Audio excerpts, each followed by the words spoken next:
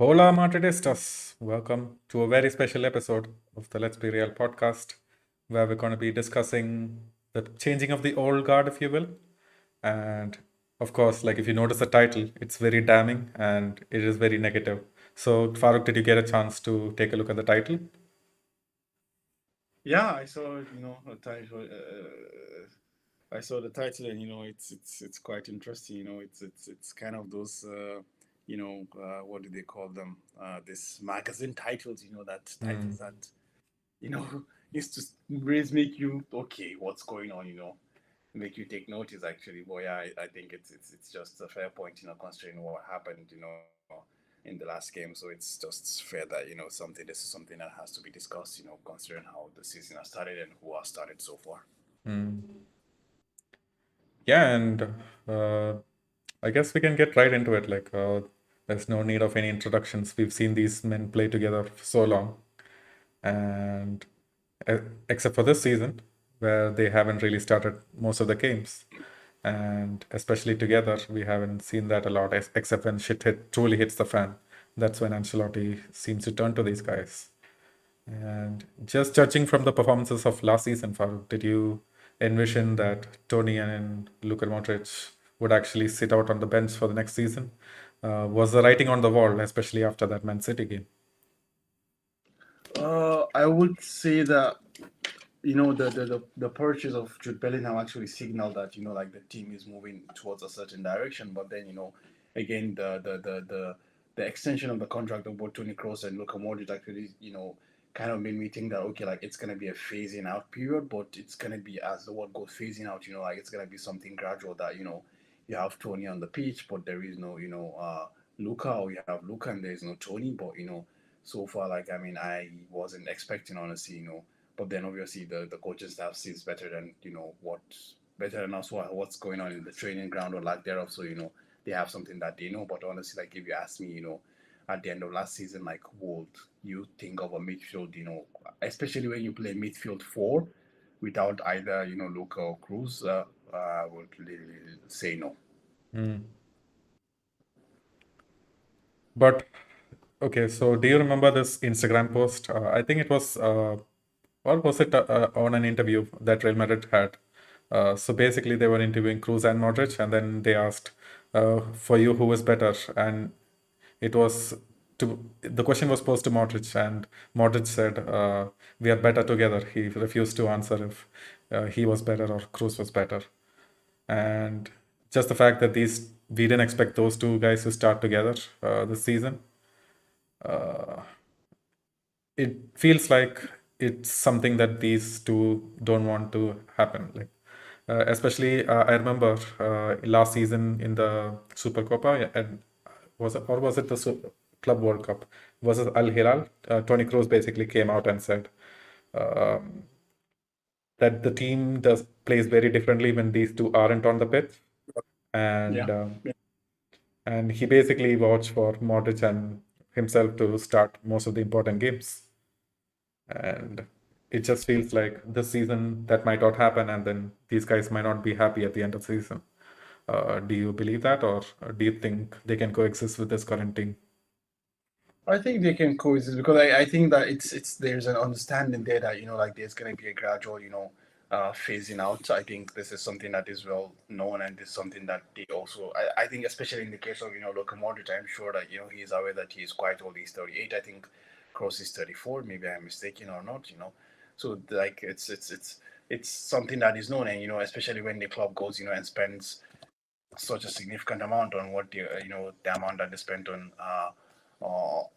Jude, and the investment they've made beforehand, especially on players like uh Orion Chouameni and uh, Kamavinga before that. So I kind of believe that it's something that they know, because honestly these are intelligent and smart players, and like there's something that they know, and they perceive themselves that okay, like there's a change of guard phase. So we just have to do our best to make sure that the guys are ready, for the next phase of the or for the next generation, for the next phase of the team for Real Madrid. So I kind of believe that there is a sense of awareness there between them. Just the question is, how much of that will be a shock to themselves as well, that that they're not starting anything at all right now. I don't know if that's something, but so far so good. It's the showings of the players in the middle of the park has been really good, and the veterans when called upon, at least in the last game, show that they can really have a strong impact as well. Yeah, man, and let's just forget about like Toni Kroos and Luka Modric's emotions for a second. We know these two guys want to be starting every single game. These guys are seasoned veterans. They're still motivated. They still want to win it all. Uh, but objectively, just looking down at the team, do you think having Cruz or add Modric in the same lineup against big teams or when the Champions League group stages hits is the right plan? Or should we completely freeze them out of the lineup?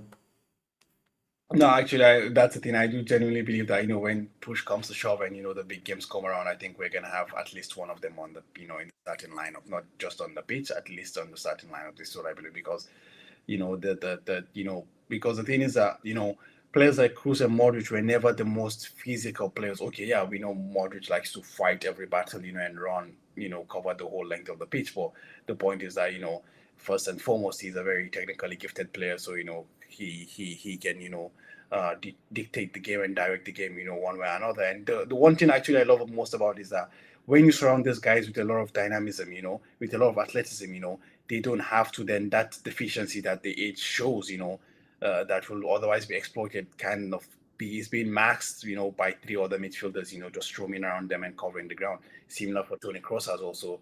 That's why I genuinely believe that when the big games come, like we will have either Luka or Tony starting, this game. But one thing I do also believe is that most likely both of them wouldn't start together. But I do feel like one of them will start, and depending on how the game evolves, they might be on the pitch together at a certain point in the second half, or like they might replace even each other depending on how the game progresses. Mm. So what you're saying But I mean, is uh, yeah, basically like when push comes to shove, one of them has to start. And now the question is which one of them do you start? So I'll just lay out like the pros and cons that come into my mind when you do okay. that. If you start Toni Kroos, you do not get the physicality that Luka Modric brings. Luka Modric definitely covers more ground. He seems to help out Carvajal a lot more on the right hand side. And Toni Kroos doesn't bring that. So that is the con of starting Toni Kroos. But then the fact is, right now, Toni Kroos is way more important to the build up of Madrid, like the way we play, the way we unlock defenses. And I feel like as of late, or especially like the beginnings of the end of last season, Luka Modric hasn't really brought that creative spark anymore. The same at the same at least at the same level as Toni Kroos. So it's like a you have to weigh the pros and cons. With Toni Kroos, of course, you'll create a lot. I feel like right now we'll create a lot more chances, but we'll be way more defensively vulnerable as well. I think that's a very interesting question about who you would start. What you mentioned, you give a lot of good insight into that. But I would like to say, like, it depends on the opposition as well. I think that's the thing, because I think if I'm gonna play an opposition that's gonna uh, for example, now I just want to think about if I'm gonna go away, for example, maybe to Barcelona or to, I don't know, you know, to some of the elite teams that I know that I might struggle a bit. I will actually maybe play Luka Modric. But then if I'm gonna play, if I'm gonna go against teams that are gonna be a bit sit that will sit tight and sit back and try to put people behind the ball, maybe I will go with Tony Kroos, because the point is we have a lot of possession, and as you said, like in the dictating of the tempo, I think Tony Kroos remains one of the best in the game. Like, I mean, as more rightly pointed, in the post match, like it's almost impossible to find someone that actually is quite similar to what Tony Kroos can offer right now. So I think there is no single black or white answer to this. It's just about who is the opposition. Like, if it's a game that we expect to have a lot of possession, or like a game that we expect to dominate, honestly, I would look towards Tony Cross. But if it's a game that we have to, I don't know, break on the counter, sit back. I said, like, I'm just imagining, like, going away to the to to the Camp Nou, or to some other difficult the grounds across Europe. I think Luka Modric would be the way. Yeah, man, you bring an interesting point. Like, I feel like it's not even just about the opposition, but even the state of the game. So let's say against we can take the weekend game, Getafe. Toni Kroos came on. He basically stabilized our midfield, made sure we didn't lose possession or the ball fell, kept moving in the right direction. Like, I felt like Modric wasn't helping out there as much. Like you said, it was a deep block, and Kroos probably helped out a bit more. But then, like, let's say in the Champions League, we're 1-0 down against Napoli. Do you bring both of them on in the second half, or do you just bring one of them on? Just keeping in mind that Napoli are a very high energetic team. You even have the option of, keeping the youngsters on, making and, keeping the ball moving fast, trying to get a chance on the counter. Against Napoli, honestly, like I think I will bring on a player like Luka Modric. Honestly, but I don't know. That's what I'm saying. Honestly, I personally believe I don't know. Obviously, when the games roll up, we're gonna see. Like I kind of believe that when this games come, against teams like Napoli, like we're gonna be seeing either of them starting, and in the second half, depending on how the game goes, one of them comes on. You understand? So that's why I think like we're gonna have both of them on the pitch at a certain point in time. But I think it's gonna be about the fact that yeah, okay. If we're chasing the game, I will bring them on board. This is just just a short answer to your question. But again, like I think we're just trying to play hypotheticals. Trying to play a binary game option where really honestly like this is not the binary Man, situation. that It's that is the whole genuinely. point of this episode. Like we are imagining things. We're taking a lot of things for granted, and that's the whole point of this episode. But then, like you bring up an interesting point. Last season, do you remember? Like, or even the season before that, when we won the UCL, we had Mhm. Toni Kroos and Modric on the pitch, and we just couldn't for sure, like if they both had been playing, we wouldn't have seen some of the comebacks that we had seen. So Yep. when you are advocating that, okay, let's bring off Kamavinga, let's bring off fucking Fede Valverde and try to chase the game with Kroos and Modric, like a lot of people can't accept that. Like I don't know where I stand on this, to be honest, because I haven't seen enough of a sample size where these guys have come on and really changed the game.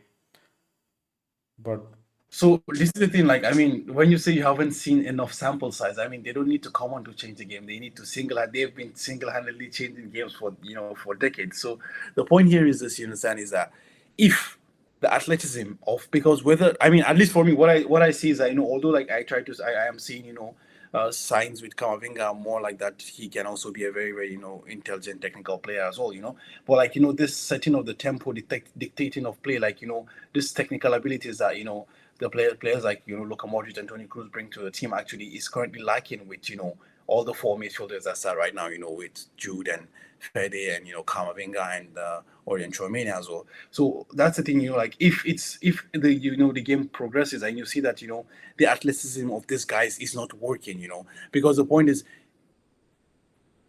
I think actually maybe Napoli might not be a good option, might not be a good example here because they're going to give space to exploit, and this is what Jude and Fede will, enjoy the most. But what I'm just saying is that, like, if this athleticism is not working, if there is no space to exploit, if they can't have this, latrons and all that is not working, it means that you need to someone that will dictate the tempo. You need someone that will direct the traffic. In other words, you understand. yeah. So because we need that person to direct the traffic, so we need those guys to come in and do their thing. Mm, Because basically what's happening here is that when the athleticism is not there, sorry, when the athleticism is not working, it means that okay, we need someone with a different approach. Hence, this guys, you understand? Actually, what's happened in the past with the whole especially when we won the UCL with the introduction of players like Kamavinga and Rodrigo was the fact that these players were able to come and take the games to the opposition when the opposition were a bit tired, when the opposition were a bit worn out. You understand? So this was and let's not forget even those games also required influential moments from players like Toni Kroos and Luka Modric as well yeah. you know. So this it wasn't okay. Yeah, we know that. Yeah, we completed the comeback against City without all three. The Holy Trinity back then not being on the pitch. Luka Modric, Toni Kroos, and Casemiro. I understand the comeback was completed without them. I totally you know. Yeah, if I'm not mistaken, that's what eventually happened. But let's not forget about the games before that, and also the games after that. You understand? Let's not forget the masterclass that happened in the final against Liverpool. You understand? Like, yeah, Thibaut was perfect, but Toni Kroos and Luka Modric literally just passed the midfield and just played whatever they wanted, however they wanted to play. Do you understand? So that's one of the reasons why also we were able to take the win out of Liverpool as well. So I kind of feel like it's I know right now I'm just giving diplomatic answers and stuff like that, but it's just the thing, like I just can't envision a single direct answer to this. But honestly, I think if we're chasing a game against a team like Napoli, it means that the athleticism is not working. Hence, we need to try something different. And if there's anything, the know-how of these guys should just even be enough to find a way through. Yeah, man. I can't believe that you gave a diplomatic answer, to be honest. I'm gonna chalk it off to you being tired and it being very late. You just don't have the energy to argue, but then, yeah. Uh, I mean, this brings an interesting segue, right? So, what you basically said is like these youngsters who we've tasked with bringing our next generation or like forward and the next seasons that are upcoming, we're trusting these four guys. And what you're saying is these guys don't have the incisiveness or the know-how to really unlock a defense unless it's with their athletic ability and the game is really open. So, Yeah. so are we like forever damning these guys, saying these four mates, even with Bellingham put together, they can never replicate what Cruz, Casemiro, and Modric No, did? no, no, no. That's obviously that's a different trio. Even before that, we had a trio of Ozil, Khedira, and Xavi Alonso as also. Like, it's always a different trio. Everyone is gonna offer different things, and let's as I said, like Kamavinga is growing into a role that okay, obviously he's not gonna be a tempo center or anything but he's growing into a role that also, like is promising, like that. Okay, like this guy can also be a creative force as well. And let's not forget about also Chouameni, and also eventually if they figure out how the whole Bellingham thing works, because as I said, like the thing is right now, like people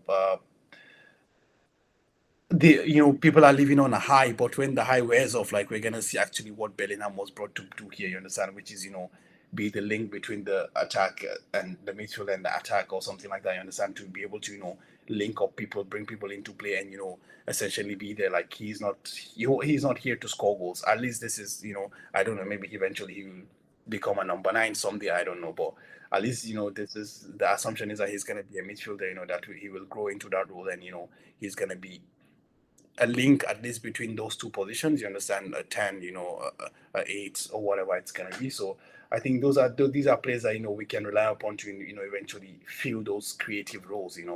One way or another. But as I said, intelligent players, honestly, really intelligent players. So I wouldn't put it past them, and also I will keep an eye out for Chouameni, honestly, because I believe that but I don't know how that will work, like because it seems like he's been molded to be a DM, but I think still he can be maybe uh, a deep line playmaker. But I think Chouameni is also someone that you might want to keep an eye out for. When it comes to playmaking abilities and what is and what is not. But I do believe that we're not gonna get the same dynamics we got with Kroos and Modric, honestly, because I mean you're talking about arguably top five, top 10 midfielders of their generation. Not even generation to ever play the game, honestly. Honestly. So that's the thing. So. Uh, it's not an easy thing to replace them, but I say like the dynamics are always different. You just need to have a functional midfield. You don't need to have the exact function that these guys had. You know, the dynamics will be different, the functionalities will be different, but the key thing is that it functions. So I'm not too worried about that, honestly. Yeah, obviously we're gonna miss them, but new things are gonna happen as well. Yeah, I mean, in my opinion on the whole thing is, if the midfield, they can't provide that incisiveness and they are just controlling the game or making sure that we aren't getting hit on the counter, just keeping the ball moving, then it's like totally up to our attackers and the wingers to actually create chances on their own. And right now, that's just not happening. And that is why I feel like, especially with these low block teams, we absolutely need to depend on Cruz and Casemiro. So still haven't forgotten about Casemiro, but yeah, Kroos and Modric, so that they can unlock the defense at least until these attacking players figure out, that they can actually score goals. Yeah, actually, so that's the thing. Actually, that's the thing, Jacob. So when we talk about right now, I always go back to this. This is a very skewed system, you understand? As we've seen, even at the weekend, it takes the introduction of Toni Kroos to change the thing. So I feel like there's still a miss. Not let's not say miss, but like there's still not a proper gelling, a proper understanding of what's gonna happen or what's not gonna happen. And also at the weekend, like as all we discussed, with the whole Frank Garcia issue as well. With the fact that he's not playing the way he's used to playing. He's trying to fit into the team. You know, is he gonna play the role of an inverted fullback? What's gonna happen because he's occupying the same spaces as Rodrigo was occupying. So things like this. So I think it's gonna take a while before we actually see the whole, the bigger picture. Like for now, we're still gonna keep playing this hero ball where players come in and win games, or Jude keeps scoring goals, or maybe his purple patch ends Rodrigo's stats, or one Joselu finds a way, and also he hits a good run of form. Maybe it's Valverde's turn. So these things will keep happening for now, because the point is whether you like it or not. Like this is what Real Madrid has done forever and ever. Especially under Carlo Ancelotti for the past 2 years. The point is that I don't think anyone can come to me here and beat their hand to the chest and say, yeah, okay, at this period, yeah, we were the best team all over Europe. Yeah, we never were, but we're always winning games one way or another. You understand? So this is actually the similar, like it's also a similar line in right now to that. For the first 4 games of the season so far, like we've won all the games, but like was there any vintage performance in any of them? I doubt that. So, they've just been all you won games. People score goals. And you just move on. So that's the thing. Like I think we're just gonna keep going through this left and right, and hopefully, by the time that the current games of the season come, like these guys, understand each other better, because I think that's gonna be the key thing with these guys is that because if we can recall, we always had this understanding.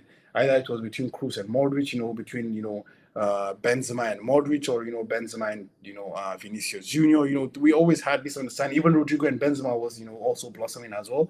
We always had this understanding, even between Mendy and Vini as well. So What? there was always Did this. I just hear Mendy and Vini? When did that Of happen? course, the point is this: Mendy and Vini did not link up. But what happened was that Mendy created the platform for Vini to do what he does without asking him to come back and defend. That's very true.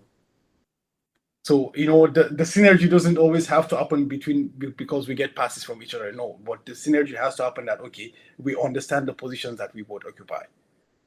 Which right now you can see with Fran Garcia, like it doesn't exist. Like he's literally trying to occupy the positions that Rodrigo is occupying, which is where Vinicius used to be as well. You understand? So this is what I'm trying to pinpoint here.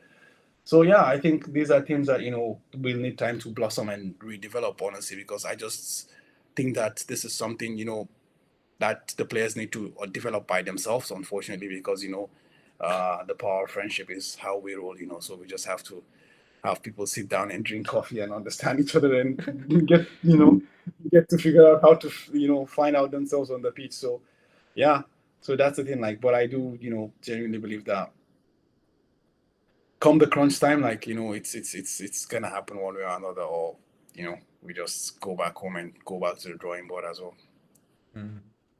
Yeah, I mean, going back to the drawing board, speaking of that, I saw a thread on Reddit. So it talked about the succession plan, right? And they were discussing that Camavinga and Valverde, they are very similar to each other. They're very good ball carriers. They're very fast. They're very good at tackling, good in covering large sections of the pitch. But just because of the fact that they're too similar, when we have both of them on the pitch, it feels like the team is missing something. And they were saying that instead of playing Jude as a number 9 or like a attacking midfielder, we can have him slot in the uh, as a box-to-box midfielders, and that can make up for a lot of stuff and creative issues that we've been having. Oh, that's. Well, the question now becomes then how do you feel that role that you're missing in the team about of the number? Because the point is right now the whole reason why they created this formation with the diamond with Judah at the tip of it is because we don't have we don't have the personnel to fill the team. I mean, even forget about the striker and what is not. The point is, are you gonna start Vini, Rodrigo, and Joselu? Brahim? Joselu, man.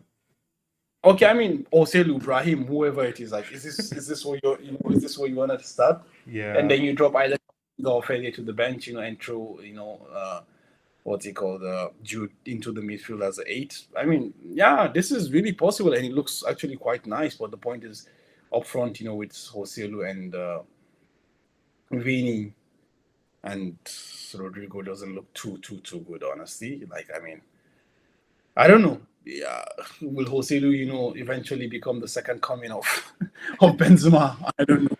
But we know that is more likely than that is more likely not. That's more not likely than it is.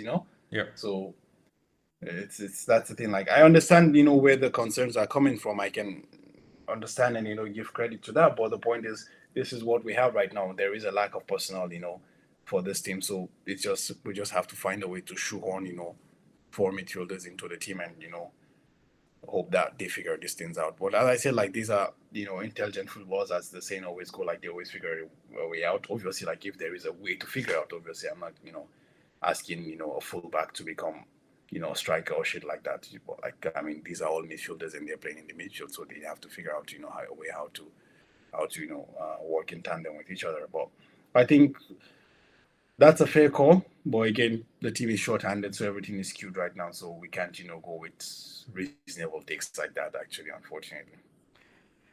Yeah, man. I feel like we've hit the limits on how many hypotheticals we can talk about, like especially way up in the future. But right now, like Kroos and Modric, it sounds like they do have a spot in the team, and they're not going anywhere for the time being. At least for this season, we're gonna see a lot of them, or at least if not both of them, at least one of them playing as a starter in many of the big games. Now the question is like, when do they actually leave, right? And we've been, as Methodist, as we've been talking about it maybe for the past 5 years, we've been saying, oh, these guys are getting slower. Especially like I remember like Sunaid had that uh, comment on they just don't have Like, legs. Yeah. yeah, So, but these guys still seem to be able to pull it through, especially when comes to show, and when the match really matters. These guys have been able to make a difference still. So, especially last season, Toni Kroos had a. We were very unsure if Toni Kroos would renew, right? Because he's always one who said, "I'm gonna retire at the top of my career. I'm not gonna live, and when I'm young and healthy." And even this season, he had a quote when he was asked on his podcast. He was asked, "Is this the season? And is this the last season of my career?" And he said, "I don't know yet. This time a year ago, I didn't know my decision either." So it seems like a lot rides on this season and how it goes, as always. And he'll make a decision at the end of the season. yeah. I mean, that's the thing. Like, Tony Kroos, seems like a vibes guy. He just goes with the vibes, and if he feels the good vibes, he continues. If he doesn't, he just decides not to. Honestly, so that's the thing I always go up about. Uh, I kind of feel like because I think if I'm not mistaken, I think he said he's gonna leave when Modric leaves as well. I don't know if that's true, but I remember something like this quote or something like that. I can't remember maybe I'm remembering wrongly, but I kind of remember something like that. But I kind of feel like I think this is Luca's last season, and honestly, I also feel like it's most likely Tony's last season as well. But again, as I said, like, for me, it doesn't really matter, how, at least in that perspective, relating to them. Like, I really am not that nostalgic person. I'll be like, oh, it's their last season, let's go for the last dance and win the treble and win anything. Nah, I mean, the legacy and the reputation of these guys is already written in stone. Nothing can change that. Even if Real Madrid get relegated today, nothing changes that. You Mhm. understand? That's how strong their reputation and their value, is in world football, honestly. So I do believe that this is Luka Modric's last season. Tony's most likely, but I'm not too sure. What I think, if Modric leaves, he leaves Hold as on, hold well. on, hold on. I actually don't think it's gonna be Luka Modric's last season. You know why? So right now, he's at the top of the list. So the Ballon d'Or nominee list came out. He's on there. Okay. Toni Kroos is not Okay. there, but somehow Luka Modric is on there. I don't know why. I don't have an explanation for that. And the other fact is that the Croatian coach actually came out and said Modric actually wants to play in Euro 2024. So how if he has to do that, he has to remain fit and really match sharp. And I feel like he has to stay another season in order to do that. Oh, Euro 24 is in the summer. Like we're in 23 now. Summer of next year is Euro 24. So he ends this. We're in the 23-24 season, right? The Yep, season yep. ends in June. The season ends in May or in June. They start Euro in at the end of June as well. So he just has to still run. I mean, when he runs down his contract, he still plays Euros, and after Euros, then I don't know what's gonna happen with him. Maybe he continues, maybe he doesn't. But the point is, who knows? Maybe Luka Modric also will, because I mean, we're seeing photos of him and the Beckhams, roaming around. So I don't know if you saw those photos as well, but I mean, I don't know if that's impromptu pitch for him to Go to Inter to join Miami. the exactly to join the Miami squad, with the Beckhams and all that. So that's I wouldn't rule that out honestly. But maybe not. I mean, I don't think he retires. I just think he lives there out. That's the thing. I don't know, but maybe he retires as well. I really don't know, but you know. But I think Euro 24 is in the summer, so that's why I'm actually thinking that he leaves, because that's the target. Euro 24 is the target, and after Euro 24, most likely he leaves Croatian national team as well. So Yeah. that's why I think like he leaves, just similar to what Zidane did as well. He left the club in, at the end of '06 and went to the World Cup and just retired then. So I think Luka Modric might be looking to a target as well. The last dance with Croatia at at tournaments that they usually always try to do well in. So a semi-final or a final berth would be an icing on the cake for his career. Yeah, man. And like you said, if it is to believe that Kroos will leave along with Modric, like a very romantic breakup, but then yeah, this could be probably the last season, isn't it? Exactly, exactly. Honestly, so this is why we should just sit back and relish this fantastic performances, like the one at the weekend against Getafe. Honestly, because we never can tell. Like maybe this might be the last time we see these guys lace up the boot, especially for Real Madrid. So honestly, we just have to sit back, enjoy, and hope for the best. All right. I mean, I guess that covers basically what we had planned for this episode. Do you have anything to add? Any controversial takes? No, man. I mean, the point is, I don't know, like if that's the discussion, but I mean, the discussion was about the Man City game last year. Like Mm. with this midfield four, like does anything change or does nothing, change? I don't know. That's something that also that leads to the question, because I think Man City still remains the team to beat. So you look at your midfield four against, do you think our midfield, stands a chance in the game against Man City? This is a question that remains to be answered, and I personally think no. You understand? Because I genuinely believe that a midfield trio of Rodri, Bernardo Silva, and Kevin De Bruyne remains the best at midfield in the world. But the point is, when you look at the supplementary options, it's Kovacic, it's Calvin Phillips, and it's Mateus Nunes that they got from Wolves. Maybe I'm missing someone else. I don't think I missed anyone. So Yeah, because of that, Gundogan is a big miss, man. This year around, I feel like our midfield is much more stronger than theirs. I don't necessarily think so, man. Like I understand that Gundogan is a big miss, valid. I'm not taking anything away from that, but I just feel like our midfield right now, midfield four of Chouameni, sorry, Kamavinga, Fede Valverde, and Jude. I kind of feel like does not have that know-how yet that these guys possess, because these guys have been playing together for a very long time. And let's not forget, like Bernardo Silva is a fantastic player, honestly. Yep. Yeah, like you miss the leadership and the clutchness of Ilkay Gundogan, but the point is that Bernardo has been in this team for a very long time. It's not like he's been brought to the team now, no. And Rodri was arguably, I think he was even the player of the tournament last year in the Champions League as well. So he was arguably the best midfielder in Europe, obviously alongside his teammates, and all that. So I think it's a really really good shout, and I personally believe that that starting three midfield is better than our starting four. But the point is, when you extend to the okay, who is in the squad that plays midfield for Man City and who is in the squad that plays midfield for Real Madrid, I think we have a better midfield squad than they do. But I just feel like that starting three, if they're all fit, because we know like Kevin De Bruyne has been having his fitness issues for a long time.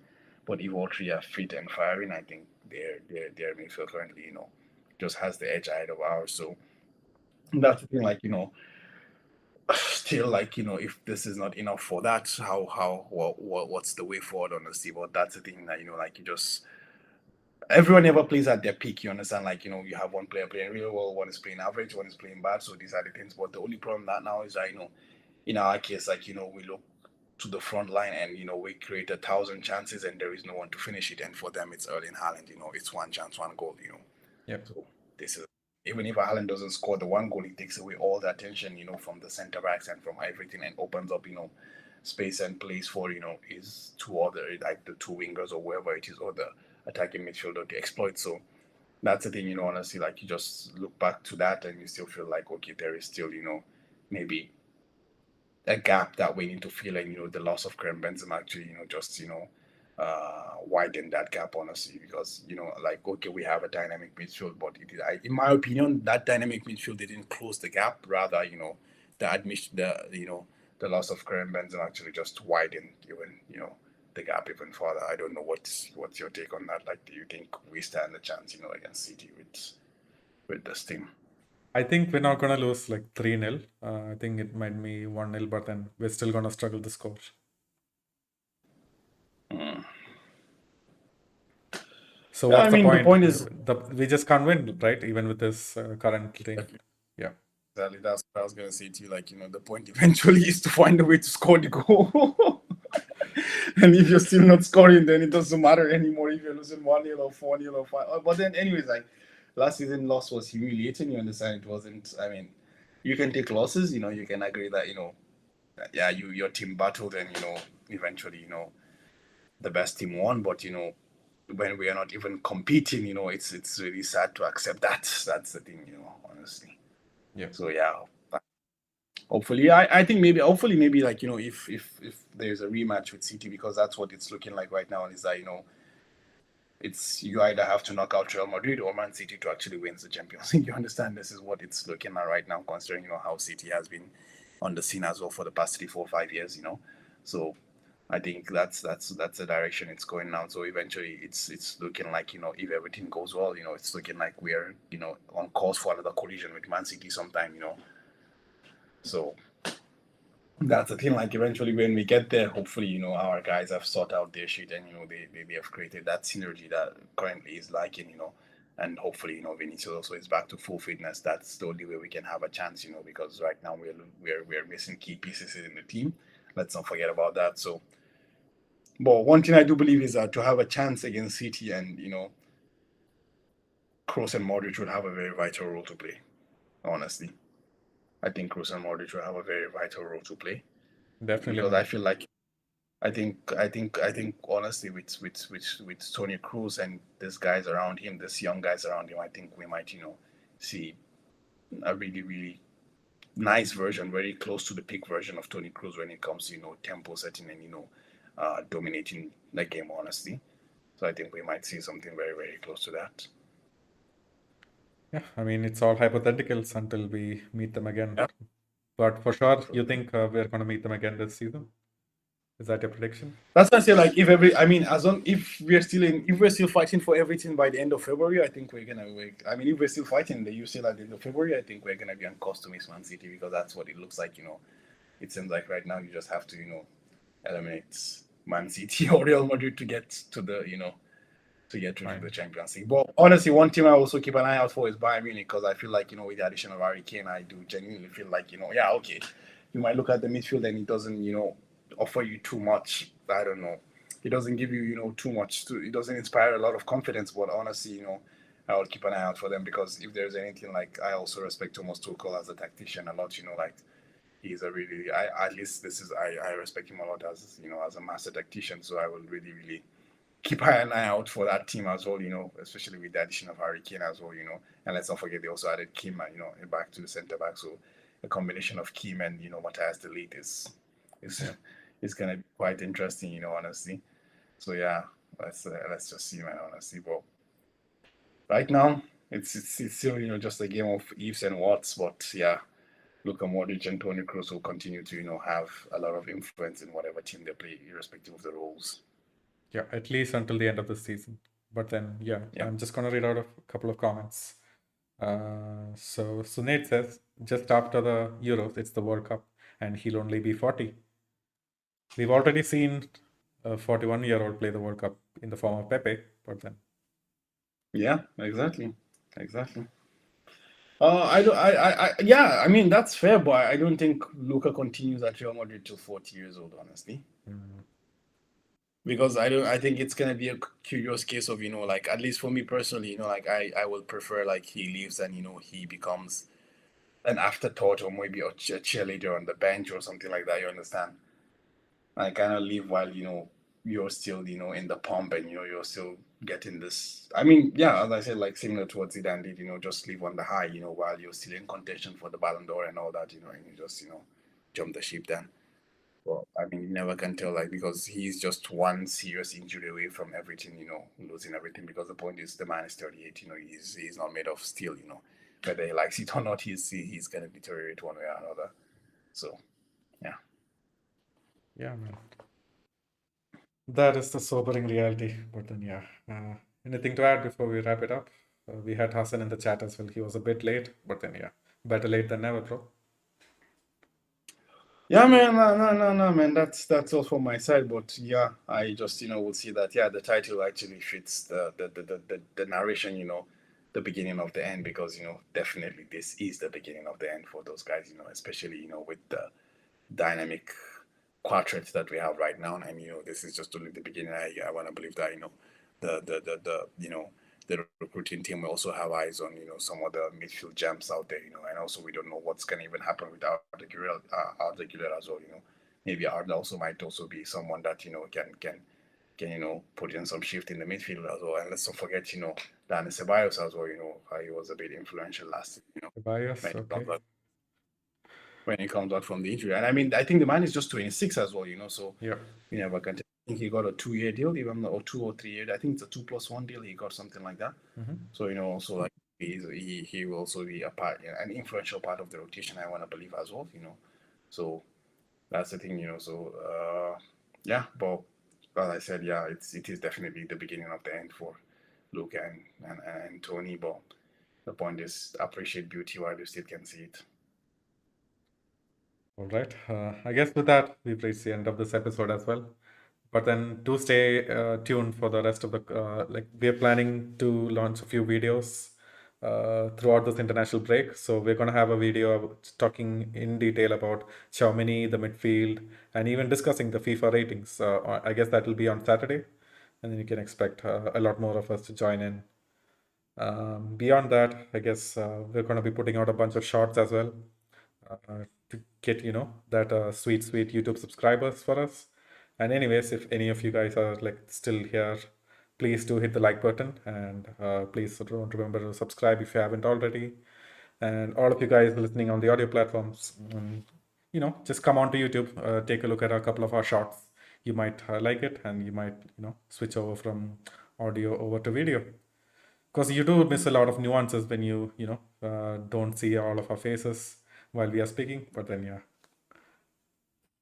All right. And apart from that, we also post all of our content on Instagram and Twitter. Recently, we've been very, very active on Twitter. And do stay tuned for our tweets, and don't miss our Instagram post from our partner over at Real Madrid Committee as well.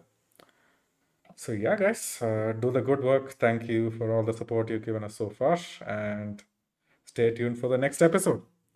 With that, Farooq, you know what to say. Hala Madrid! Hello, Madrid.